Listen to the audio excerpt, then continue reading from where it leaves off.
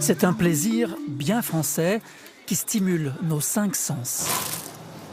La baguette s'écoute avant de se déguster. Après 20 minutes de cuisson, elle chante même. Et c'est ce qui enchante Valentin Testard.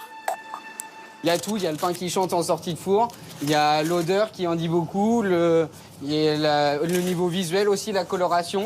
De l'eau, de la farine, du sel et du levain. La recette ne change pas, mais le savoir-faire change tout. Le façonnage aussi, le toucher de pâte du boulanger, tout ça c'est un savoir-faire qu'on apprend au fil des années. Des fois il faut souvent 10 ans pour connaître son sujet. Bonjour, baguette toute chaude. Même si les Français mangent 3 fois moins de pain qu'en 1950, les boulangers vendent 320 baguettes chaque seconde. C'est l'habitude aussi, depuis que je suis tout petit, on achète des baguettes. C'est très français. Dans les pays où je suis allé, il n'y a pas d'équivalent. Il y a des pains qui sont bons, mais c'est des pains en général, c'est des gros pains. C'est un symbole, presque. Non ? Donc tu que le vin rouge et le béret.